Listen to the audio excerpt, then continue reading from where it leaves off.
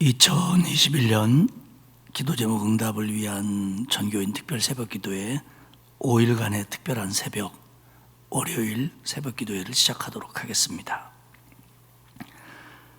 하나님 아버지 고맙습니다. 우리에게 2021년을 선물해 주시고 새해 첫 주간 하나님 앞에 기도할 수 있는 특별한 새벽을 허락해 주시니 고맙습니다.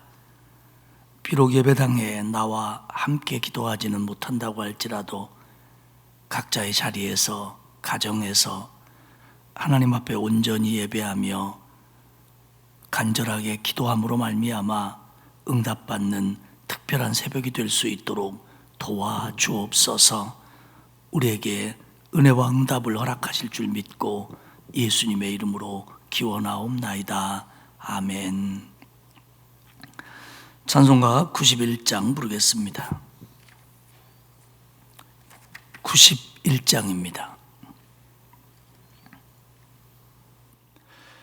슬픈 마음 있는 사람 예수 이름 믿으면 영원토록 변함없는 기쁜 마음 얻으리. 예수의 이름은 세상의 소망이요, 예수의 이름은 전국의 기쁨일세. 거룩하신 주의 이름 너의 방패 삼으라. 환난 시험 당할 때에 주께 기도드려라. 예수의 이름은 세상의 소망이요, 예수의 이름은 전국의 기쁨일세. 거룩하신 주의 이름 우리 기쁨 되도다. 주의 품에 안길 때에 기뻐 찬송 부르리. 예수의 이름은 세상의 소망이요, 예수의 이름은 전국의 기쁨일세. 우리 갈 길 다 간 후에 보좌 앞에 나가 왕의 왕께 경배하며 멸류관을 드리리. 예수의 이름은 세상의 소망이요, 예수의 이름은 전국의 기쁨일세.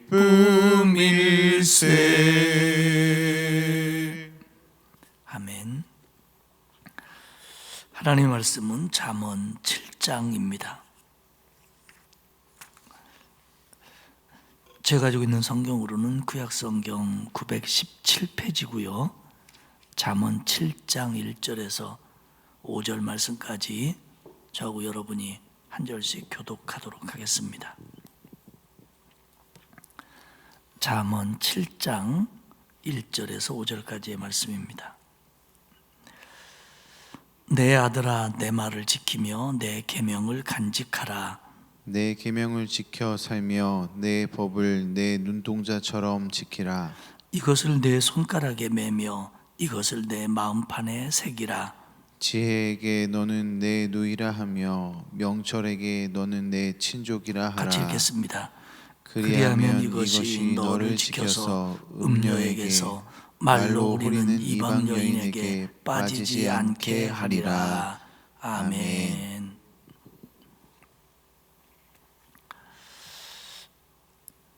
우리가 이 5일간의 특별한 새벽 기도에는 참 많이 기대도 하고 또 간절한 마음도 갖는 그런 시간들인데 함께 예배당에 모여서 기도회를 했으면 얼마나 좋았겠어요. 하지만 코로나19로 인해서 이렇게밖에 할 수 없는 것을 또 안타까워하고 또 그러면서도 이렇게 할 수 있는 것을 또 한편 감사를 드리고 있습니다. 오늘 새벽에도 날씨가 많이 춥던데 가정에서 이런 새벽부터 서둘러 나오지 않고 또 오고 가는 시간도 절약할 수 있다는 것도 감사하기도 합니다. 또 어떤 성도들은 너무 집이 멀어서 못 나오는 경우도 있었는데 가정에서 하니까 할 수 있을 것 같고요. 또 어떤 분들은 출근하느라고 또 출근 준비 도와주느라고 새벽기도 끝나면 기도하지도 못하고 바쁘게 돌아가야 했는데 오늘은 좀 뒤에 시간이 여유가 있어서 좀 기도할 수 있는 시간도 가정에서 있을 것 같다라고 하는 장점들을 생각하며 긍정적으로 생각하기로 했습니다. 단점이 있다면 여러분들이 이 기도에 참여하는 것을 제가 모른다고 하는 거, 이게 아주 가장 큰 단점이 될 것 같습니다. 우리가 작년 이 시간에 이어서 잠언의 말씀들을 또 이 한 주간도 보려고 하는데요. 잠언이 강조하고 있는 것은 하나님 말씀에 순종하라는 겁니다. 그리고 그 하나님의 말씀이 너의 삶 속에서 실생활화가 되라, 실제가 되라라는 걸 강조합니다. 그래서 하나님의 말씀을 잠언에서는 지혜라고 명철이라고 그렇게 표현을 많이 합니다. 특별히 그 젊은 날에 말씀을 마음에 새겼고 또 그 말씀대로 순종하는 것을 갈등하며 고민하며 시행착오도 했던, 그러나 진리를 깨달았던 아버지의 심정으로 간곡한 마음으로 아들에게 부탁하는 그런 형식을 취해서 잠언이 기록되어져 있습니다. 그러다 보니까 이 잠언은 말씀을 지켜라, 말씀을 간직해라, 또 말씀에 순종해라, 이런 말들이 계속 반복이 됩니다. 이것이 사실은 해도 되고 안 해도 되고 하는 문제가 아니고 이것은 정말 죽느냐 사느냐, 또 하나님의 축복을 누리느냐 그렇지 못하느냐, 영생을 얻느냐 멸망을 받느냐, 이런 아주 중요한 문제이기 때문에 아버지는 이 부분에 있어서 조언 정도가 하는 것이 아니라 아주 간곡하게 그러면서도 정확하게 명령을 하고 있습니다. 아들에게 부탁하는 것처럼 보이지만 사실은 명령입니다. 오늘 말씀도 하나님의 말씀을 지켜라, 말씀을 간직하라를 아버지가 아들에게 명령하는 형식으로 이야기를 합니다. 7장 1절에 보면 이렇게 기록되어 있습니다. 내 아들아, 내 말을 지키며 내 명령을 간직하라. 2절에도 보면 내 명령을 지켜 살며, 이렇게 얘기합니다. 그러니까 결국 하나님의 말씀을 간직해라, 기억해라, 잊지 마라. 내가 지금 너에게 말하는 하나님의 말씀을 잊지 마라. 그리고 기억해라. 그래가지고 순종을 해라. 그런 얘기입니다. 또한 간직하라, 기억하라고 하는 이 말은 이번에만 순종하는 것으로 그치는 게 아니라 이번에 순종하고 내 마음에 넣어뒀다가 꼭 지키고 있다가 다음에도 이 말씀에 순종을 해라. 그런 의미도 됩니다. 그러니까 정말 그 말씀을 소중히 여겨서 순종을 하고 그 순종한 내용들을 마음에 담아서 다음의 경우에도 또 순종을 하고, 이 명령을 이제 7장 1절에서 아버지는 아들에게 하고 있습니다. 2절에서는 이렇게 강조합니다. 내 계명을 지켜 살며 내 법이라고 얘기하지만 하나님의 법입니다. 하나님의 법을 내 눈동자처럼 지키라. 하나님의 법을 지키는 것이 눈동자처럼 지켜라. 눈동자 아주 귀한 거죠. 또 귀하게 여기는 거죠. 그리고 우리가 정말 조심스럽게 보호하는 것의 대명사가 눈동자입니다. 결국 하나님의 말씀을 소중하게 간직하고 그리고 그 말씀을 지키려고 최대한 노력해라. 여기서 눈동자라고 하는 이 단어는 핵심이라는 단어로도 번역할 수 있습니다. 그러니까 하나님의 말씀을 너의 인생의 최고의 핵심으로 여기라는 겁니다. 하나님 말씀에 순종하는 것이 내 인생 최고의 가치로 여기라는 겁니다. 아주 내 삶 속에서 조심스럽게 그 일을 진행해 나가라는 겁니다. 사랑하는 여러분, 우리는 인생에서 여러 가지 목표들을 가지고 살아갑니다. 또 귀하게 여기는 것도 많습니다. 그런데 우리는 말씀대로 사는 것이 내 인생의 핵심이어야 합니다. 우리는 사람이다 보니까 우리의 환경이나 형편이나 또 내게 일어나는 일들로 인해서 하나님의 말씀에 순종하는 것이 적극적일 때도 있고 소극적일 때도 있습니다. 기뻐서 하기도 하고 억지로 하기도 합니다. 근데 이게 잘못됐다는 겁니다. 왜냐하면 말씀에 순종하는 게 핵심이고 그렇기 때문에 나머지 어떤 것들이 어떻게 변해도 이거는 지키고 가야 된다는 겁니다. 이게 오늘 잠언이 우리에게 가르쳐주는 거예요. 내 눈동자처럼 지켜라. 이게 너의 인생의 핵심으로 알고 살아가라. 그렇게 순종하려고 노력하고 그렇게 소중하게 간직을 해라. 그렇게 오늘 아버지는 아들에게 명령을 합니다. 3절에 보면 이렇게 덧붙입니다. 이것을 내 손가락에 매며 이것을 내 마음판에 새겨라. 마음을 손가락에 매라. 반지가 떠오르죠? 반지는 언약의 상징입니다.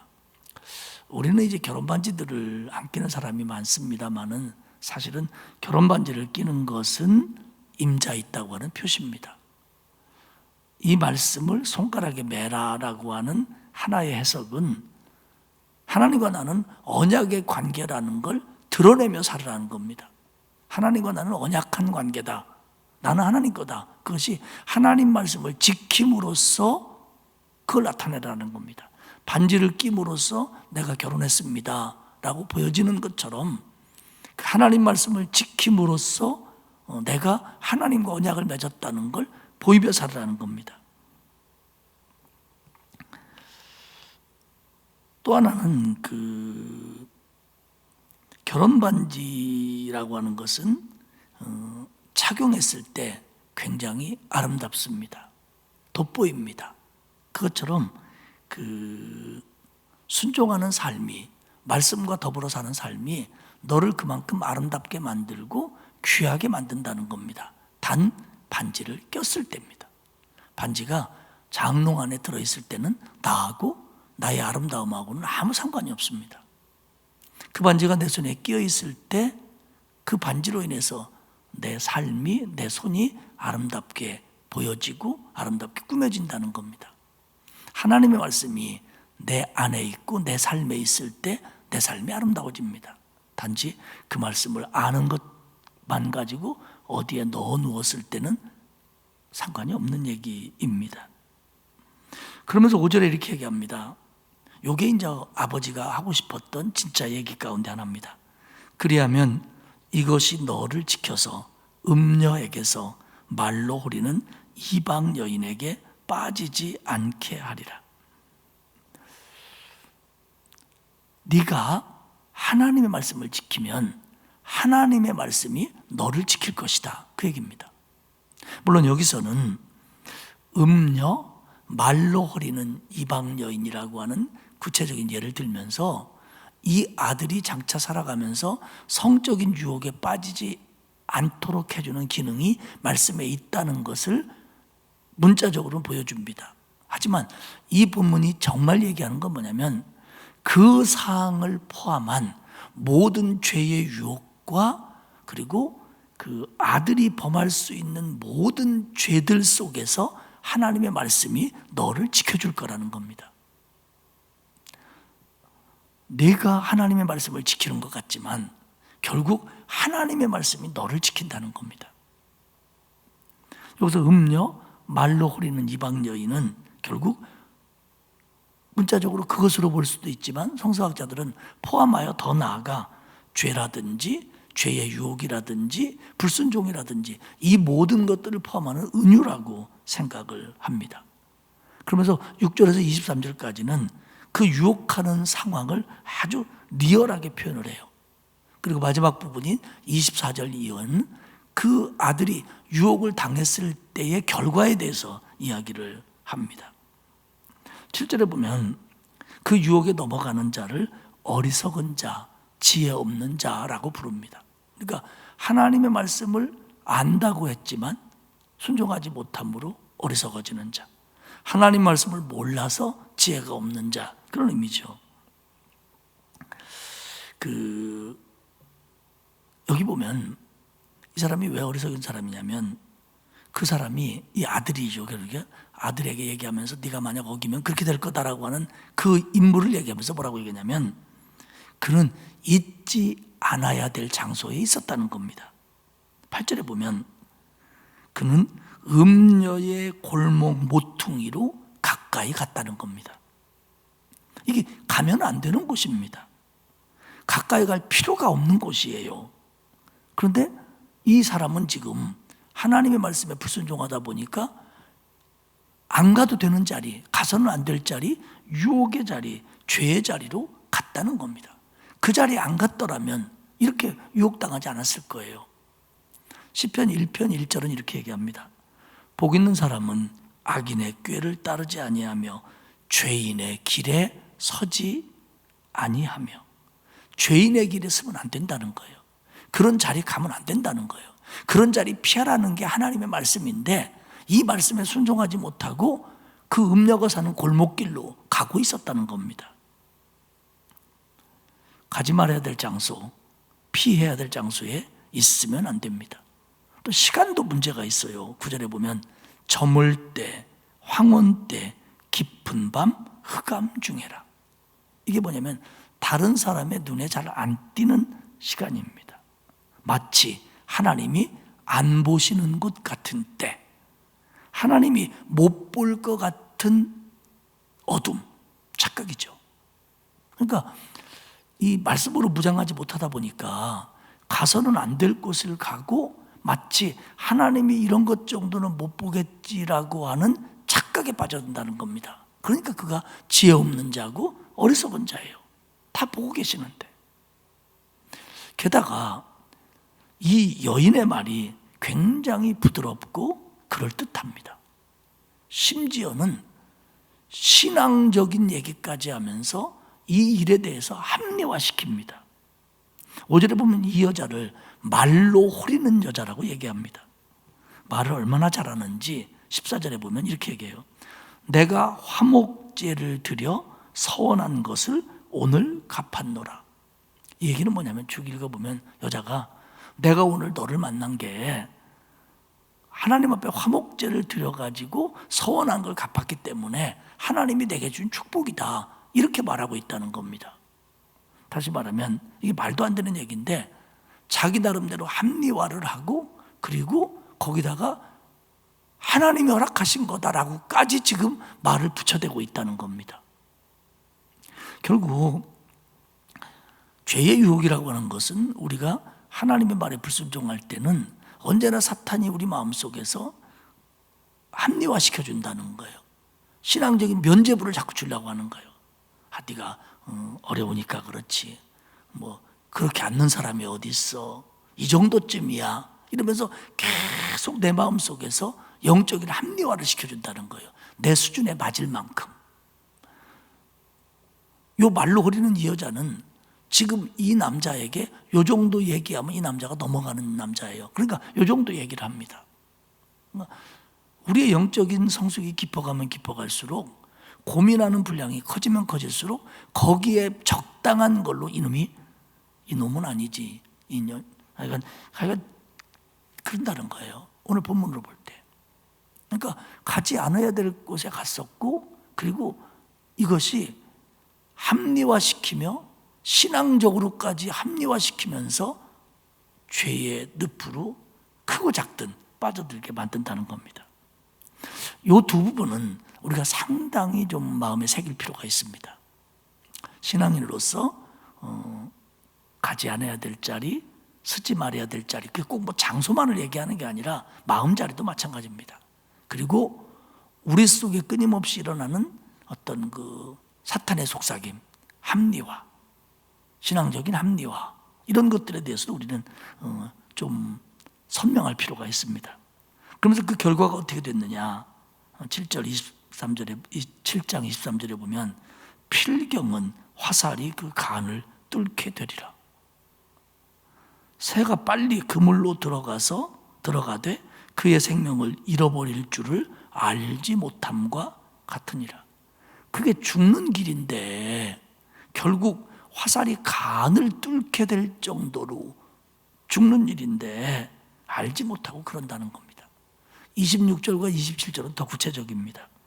대저 그가 많은 사람을 상하여 엎드려지게 하였나니 그에게 죽은 자가 허다하니라. 그의 집은 스올의 길이라 사방의 방으로 내려가느니라. 26절과 27절을 보면 이 본문의 얘기가 음녀에게만 국한된 얘기가 아니라는 걸 우리가 알게 됩니다. 경고합니다. 유혹에 넘어가면 안 된다. 죄를 자꾸 허용하면 안 된다. 그러다가는 결국 망하고 결국 네가 죽는다. 이 작은 것들 자꾸 허락하고 네 마음에서 하나님 불순종하는 것을 합리화시켜 가다 보면 너는 결국 죽는다. 너는 모르지만 그게 내가 죽어가고 있는 거다. 그런데요, 우리가 이 26절과 27절을 보면서 정신을 바짝 차려야 될 내용이 하나 있는데 그게 뭐냐면요, 여기서 사용되는 용어가 성서학자들 뭐라고 얘기하냐면 군사용어라는 거예요. 군사용어. 예를 들면 대적 그가, 사탄이, 죄가, 유혹이 많은 사람을 상하게 엎드려지게 했다. 여기서 많은 사람이라고 하는 이 단어는 군대라는 뜻입니다. 군대. 그리고 그에게 죽은 자가 허다하니라 라고 해서 그에게 죽은 자는 전쟁에서 전사한 사람을 가리킵니다. 그러니까 이게 마치 전쟁터에서 많은 사람을 죽게 한 것처럼 이 죄가, 이 유혹이, 이 사탄이 이렇게 수많은 사람을 넘어뜨렸다는 거예요. 너만 안 넘어질 거라고, 너는 그래도 안 망할 거라고 착각하지 말라는 거예요. 그 군대들이 전쟁에서 수없이 죽었듯이 죄로 인해서, 사탄의 전략으로 인해서 수많은 사람이 무너졌다는 거예요. 수많은 사람이 멸망받게 됐다는 거예요. 스올로, 사망의 방으로 내려갔다는 거예요. 그런데 너는 아닐 거라고 생각하지 말라는 거예요. 그러니 너는 하나님의 말씀을 눈동자처럼 지키며 그 말씀에 순종을 하라는 겁니다. 그래서 그 길로 가지 말고, 하나님이 못 본다고 우기지 말고, 사탄의 속삭임을 듣고 그래도 될 것처럼, 그리고 그렇게 합리화하면서 살지 말라는 거예요. 그러다 보면 결국 너는 수많은 사람이 그렇게 됐던 것처럼 너도 그렇게 될 거다. 이게 오늘 아버지의 입을 빌린 하나님의 말씀이며 경고입니다. 사랑하는 여러분, 전교인 특별 새벽 기도회에 깨어있는 사람들이 영적으로 멸망받을 죄야 지켰습니까? 이렇게 생각하면 안 된다는 거예요. 아주 작은 것들의 속삭임을 받아들이다 보면 나중에 가서는 정말 그렇게 될 수도 있다는 겁니다. 경고입니다. 경고입니다. 오늘 저와 여러분이 마음에 새기시고 올 한 해를 살아가면서 하나님의 말씀을 지키는 것이 내 인생의 핵심이 되고, 그리고 이것이 선택의 문제가 아니라 죽고 사는 문제다, 나의 모든 것이 걸린 문제다, 이렇게 생각을 하고 살아야 됩니다. 그래서 그 마음의 자리든 실제적인 발의 자리든 우리가 서지 말아야 될 곳에는 서지 말고, 아무리 내 안에서 합리화가 일어난다고 할지라도, 그것이 그럴듯해 보인다고 할지라도 죄의 유혹이나 하나님 말씀에 불순종하는데 발빠른 사람이 되지 않기를 바랍니다. 그래서 우리는 이 하나님 말씀을 지킴으로 하나님과 동행하고 하나님이 주시는 더 큰 은혜, 응답, 축복을 누리는 올 한 해가 되고 저와 여러분이 되시기를 주님의 이름으로 축복합니다. 기도하겠습니다. 하나님 아버지, 참 고맙습니다. 하나님 말씀 모르고 살다가 멸망으로 달려가는 줄도 모르다가 그렇게 망해버릴 저희들이었는데, 우리 주님 거룩한 십자가의 보혈로 나를 씻어주시고 구원해 주셨으니 고맙습니다. 또한 말씀으로 나를 늘 깨닫게 하시며 말씀의 사람 되어 살아갈 수 있도록 인도하시니 고맙습니다. 올 한 해 하나님의 말씀이, 그 말씀을 지키는 것이 내 인생의 핵심이 되게 하시고 그 말씀에 순종함으로 어떤 죄의 유혹도 이겨낼 수 있도록 지혜와 은혜를 허락하여 주옵소서.